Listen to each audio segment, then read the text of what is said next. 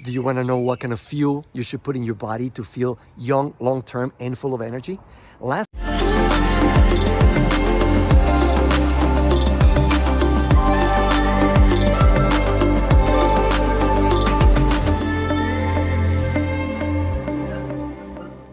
That's good. You know what's interesting, honey, is what we talked about a couple of weeks ago, 2 or 3 weeks ago, about the body cycles. I have been now having breakfast later with the whole intermittent fasting thing with the cycles of the bodies. And we end up now having two main meals. And Usually you one know what? salad meal. Yeah, right. So it's what you were saying about the portions don't have to be so big Yeah. as you thought I would expect all the time. And I kind of expect them. Yeah. Incorrectly.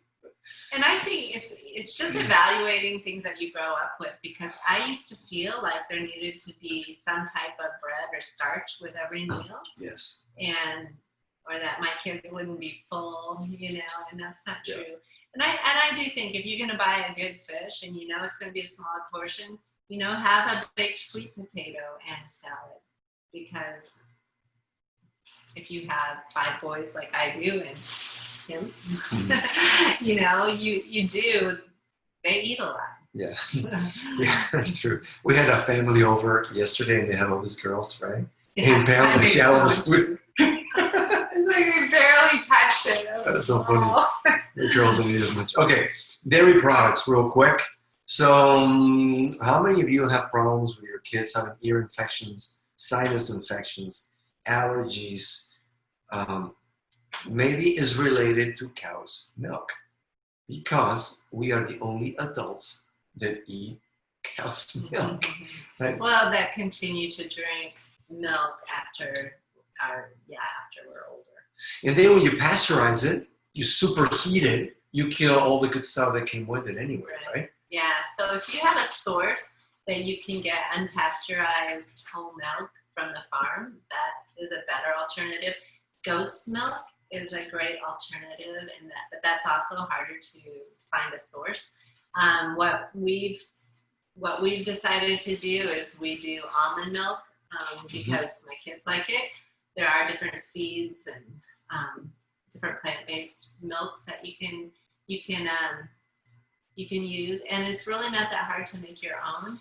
I don't always do it, but if you soak your seeds or your almonds, or walnut milk is really good too.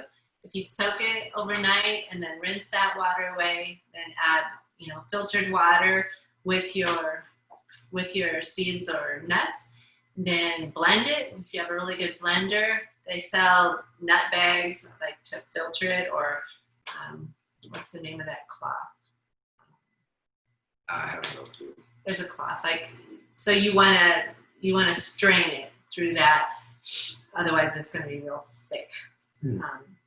Anyways, and it's delicious, and then you don't have any of the preservatives. That's true. I was looking at the almond milks, and after we did last week's chapter, and it was kind of depressing because sometimes I get tired of making it, but it is way better for you because there's like 5 or 6 things added. Yeah. Huh. And what about yogurt? Yeah, I buy organic, plain yogurt. I like the whole milk rather than low no fat. Sugar. Yeah, no sugar. And you just add your own fruit, a little bit of honey maple or syrup. Honey. We talked about not the one with the fructose, but natural maple syrup. Mm-hmm. Yeah. Okay. But really, if you are having allergies and problems, cut out dairy completely for a time and see if if your child is feeling better, you are feeling better, it's worth it. Yeah. And okay, here's some good news for those, especially ladies who love chocolate. It is cocoa beans. So you say it right? Cacao. Beans are actually good. They're high in antioxidants, but you have to read the label. You have to find a chocolate that has 60% or higher cocoa. Is that how you say it? Cocoa? Mm-hmm. Yeah. Content, low sugar level, all organic ingredients, and no dairy content. because good organic dark chocolate has only 4 grams of sugar. Meanwhile, Hershey's Special Dark Chocolate Bar has 21 grams, which is a whole bunch. Same thing with yogurt, right? So much sugar on the flavored yogurts. All right, so let's finish up with this. Preparing the meal. Try not to use your microwave. It's really just Kills a lot of the stuff. food. Mm-hmm. So I try. I mean, there's every once in a while we reheat with the microwave, but I really try to avoid it. Yeah, grapes can lose a third of their B vitamins. Tangerines can lose up to half of their vitamin C if left on the counter for a long time. Asparagus, stored for 1 week, can lose 90% of its vitamin C. So try not to store your food for days and days, but try to cook it, as soon as you buy it. And then, I know this is hard for you. Some of you might like to prep your meals, but you lose a lot of the vitamins and minerals if you reheat in the microwave. or if you pre-cut them. Cut or prepare fruits and vegetables just before you're ready to eat them. It's tempting to slice them up early for convenience sake, but once exposed to air, they begin to lose nutrients like vitamin C, folic acid, vitamin B, etc., etc. So I know you look at me like, that's impossible to do. Well, I mean, it's not the same as if we had our own gardens and we were eating all fresh vegetables. Sure. That you just go out and pick what you need that day. And it's better to prep your food and not go to McDonald's. So you have to decide. I mean, yes. And I did add this in. That's why you might need to take a good supplement because we're not getting the same amount of vitamins and minerals that we need.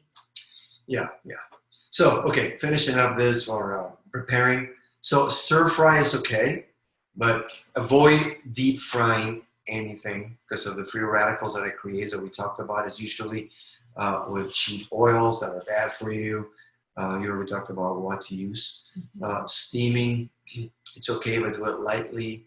Grilling, just try not to burn the food, again, because it's pesticides in the fat, char, and go into the meat. They can create carcinogens. This is my English class for those of you who bear with listening to me. One of the last things that he talks about in this chapter is the atmosphere you want to have during mealtime, and I think it's so important. Really try to avoid fighting and discussing, arguing, lecturing your kids. Yeah, and at the dinner table. For me, I mean, I need to ask for help before I get frustrated right before dinner. You're trying to get everything ready that last minute, and I can tend to get frustrated, or people didn't come right away. So I have to learn to call them to come, and they're like, "It's not on the table." I'm like, "Exactly, because this you're going to help me. I need some help. You're going to be a part of it." And just, pray before your meals. Ask God to bless the food. And when you hear all this, and oh my goodness, I don't know if I did everything perfectly. That's why we have to trust in God and ask Him to bless the food and that it'll be healthy and good for our bodies. Yeah, when you get stressed, the blood goes away from your stomach, where it's supposed to be, and goes into your muscles for the fight or flight response, and shuts down the digestive juices, and then you have indigestion, right? Another problem is that people tend to eat too quickly. You're supposed to chew 20 to 30 times, and I used to do this. I used to count it. I actually do it like 30 times. Maybe that's why you started chewing so fast, because you're trying to do 20 early. Now I gotta learn to chew slowly too. Take your time. Someday I'm going to make him eat a carrot for you on screen. He couldn't chew so fast. Yeah, so God designed humans to chew food for a long time. Don't use your canines to eat as lions and tigers do. They have short digestive tracts and tremendous amounts of hydrochloric acid to break down the meat. By contrast, you and I don't produce enough hydrochloric acid to digest half-chewed meat, so it, how do you say this, putrefies in the intestines. Ooh, that's awesome. It rots in your gut. Imagine setting your dinner plate on the windowsill in 98-degree weather. That's what happens in your gut when you don't chew your food thoroughly. So, to end on the good note. so if you're Pray, stressed out, bless your food. if Don't you're be mad, stressed. if you're worried, just wait. I mean, don't eat then. Just chill for a little bit. And he says, always be grateful, like you said. Count your blessings and be grateful. It's good to pray for the meal, just for that to refocus yourself on the right thing, that God is our provider, and that just to be grateful that we have food to eat. You know? We're, if you're listening to this, you're in the top 1% of the whole population as far as wealth in the world. You know, Yeah, and you have something else?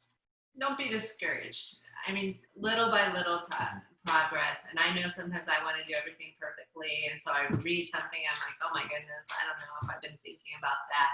But, or you hear, you know, oh, it's not enough to do whole grains. Now you need sprouted grains, and you just feel overwhelmed. You know, don't. Take steps. You know, think about having living foods, half of your food being living food. Think 80-20, you know, think of when I'm at home, I'm going to eat right. If we go out and go to someone's home, you know, enjoy it. Make wise choices if you can, but don't be a party pooper. yeah. So you have salad. Have more salad. You just have one slice of pizza. If you know that's probably not a good pizza and bread crust or whatever. Just do that and eat enough veggies to push it through your system. All right, guys. So we're Cesar and Pam with cesarandpam.com. Don't sell your soul, your family, or your health to grow your business or your career. You can actually do both if we become good stewards of the resources God has given us. Thanks for Thank you. sticking around, and we'll see you in the next one.